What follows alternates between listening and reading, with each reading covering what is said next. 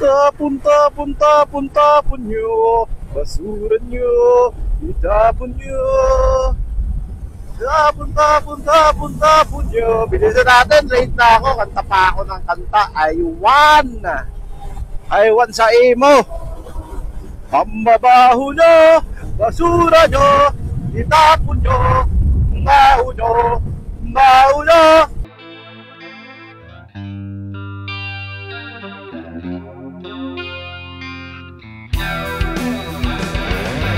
Mukhang hindi na matutuloy yung pagpapalit ko ng tambucho Anak ng tokwa. Woo! Grabe. Kasi bawal na daw sa parting Manila yung after market kaya yung modified. So kung 5 yung tambucho mo, modified.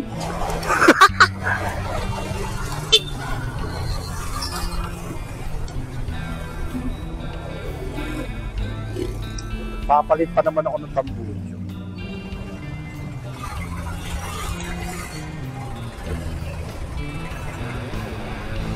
Pero yung hindi maingay, yung parang stock din ng PG1. Pero maganda yung tunog doon narinig ko na.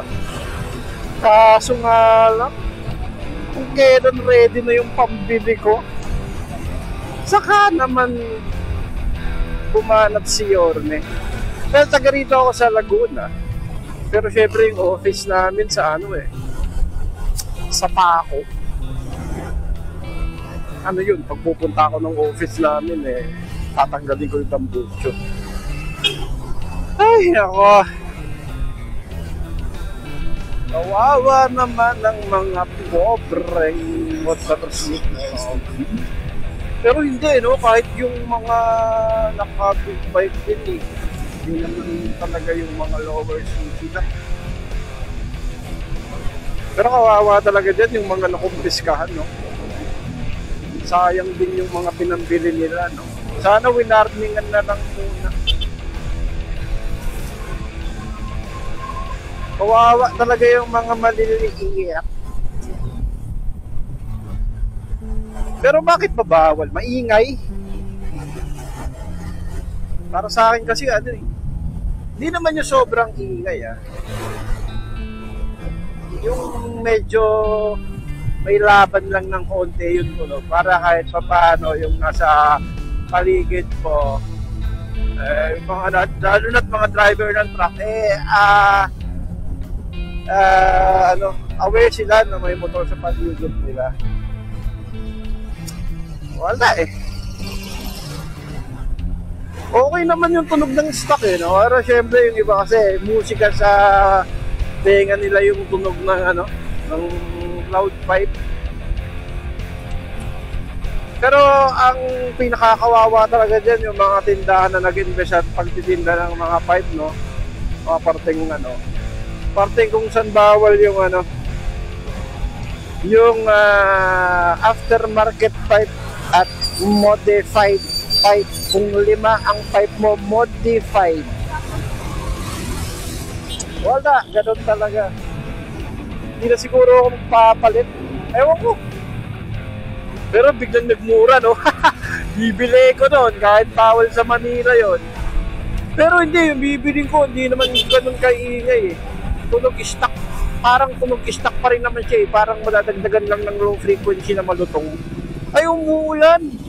Hala ka. Ganun lang.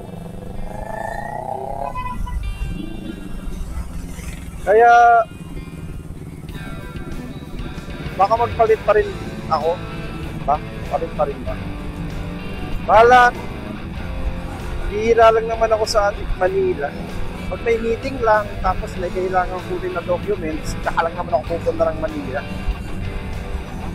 Ulan. Meron niya ako napanood, di ba, yung pinumpis ka dun sa Manila, pero parang hindi naman ganun kaingay yung tambucho. Aftermarket siya, pero yung itsura niya parang stock. Hindi siya modified, aftermarket Inuuli pa rin, hindi naman maingay. Ng 105 dB lang naman. So, dapat pag ganun, Mga, di ba, ano ba, 99 ba yung passing? O sa akin, mga 110 dB, okay pa yun eh, no? Tapos kasi may tamang RPM kasi yan eh. Tamang RPM, tapos 105 dB, pwede na yun. Kahit pa paano lumaban lang yung tunog ng motor natin. Pero mga ganyan tunog ng big bike na yan, oh. Yung nasa unahan ko, hindi siya masyadong maingay. Yung tunog, yung ganun gusto ko yun, yung tunog, maging tunog motor lang. Pero okay yan, yung tahimik lang na big bike. Yan. Kahit ganyan na siguro tunog ng mga motor, okay lang. Kaso pag nakalagay sa mga scooter yan, bawal yan, sigurado.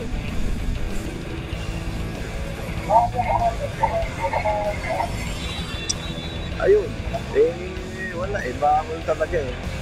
City ordinance nila yun eh. Kaya parang nagdadalawang isip ako na maglagay ng magpalit ng pipe. Pero yung bibiling kong pipe naman yung parang stock pa rin. Hindi naman na siguro nila alam yun kung stock yun o aftermarket. Pero gusto ko talaga yun eh. Kawawa naman talaga yung maliliit na mga mamamayan na sa service na gusto lang naman nila mapaganda ang kanilang mga gamit na kung saan pangit pandinig sa ibang mga na tao. Ganun talaga eh. Kasi nga naman merong mga pipe na yung talagang sobrang ingay. Yung mga kinalakal, yung mga minotify talaga, hindi na siya masarap sa tenga, yung manipis, yung high frequency. Kasi yan may high frequency, may mid frequency, may low frequency. So, kasi pagka masyadong malakas ang high frequency, masakit talaga sa tenga yan. Pero pagka mga mid-low frequency, malamig pa sa tenga yan. So, hindi pa siya nakakapanas. So, hindi pa siya mabilis na pumapasok sa tenga natin kasi na masakit. Hindi pa siya ganun kasakit sa tenga na pumapasok sa tenga natin. Pag low frequency yung tunog ng tambucho. Pero kung tulog ka, diba? Minsan nga sa ingay ng lamok, dumadapo sa tenga mo o lumilipad, nagigising ka na naiirita ka na. Kasi sobrang taas ng frequency ng lamok. Yun, high frequency yun. So, sobrang taas na nun. So, doon pa nga lang naririndi ka na, diba? What if sa mga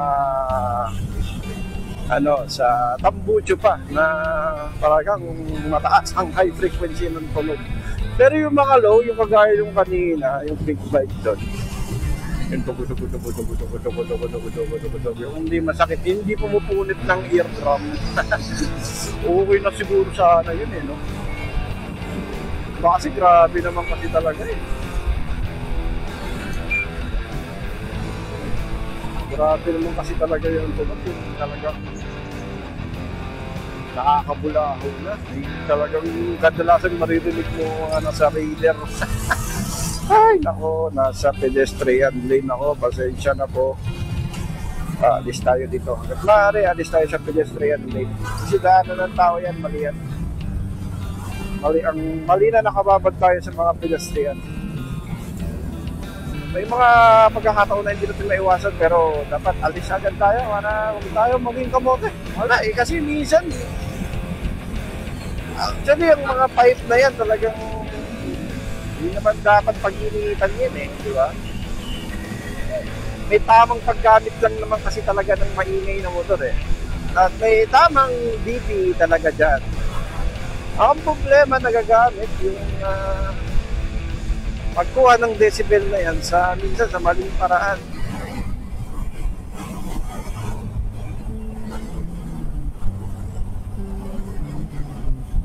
Dami na kasing jeje mo na dami ng jeje mo na nagmumotor kaya pati tayong mga Ay, mga naka... Hindi naman ganun kaingay na tambucho, pero aftermarket, madadamay at madadamay talaga. Jejeman!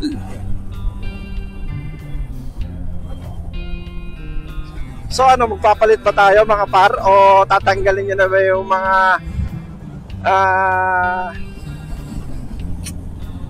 mga aftermarket yung tambucho? Eh, nung ganda o. Yan, ganyan.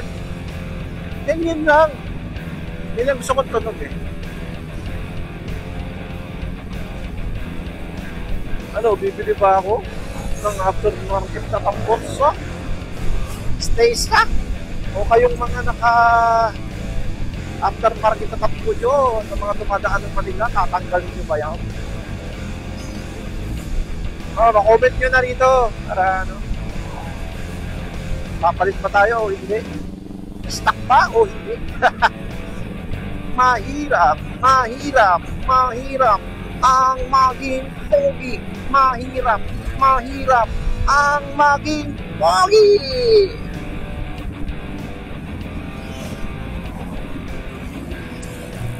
Wala talaga tayong kalayaan.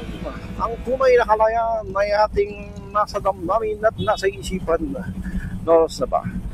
Time check, 9:17. The time now is brought to you by Motocharge. Pag meron ka nito, mukha kang gago.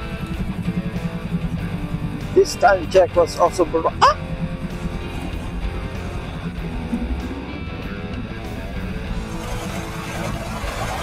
Yan, sige na mga par, ay pasok na tayo. Traffic na. Kahit linggo. Ganda ng tunog ng motor niya. Gusto ko yan, hindi masyado maingay, pero low frequency, oh, ganda. Up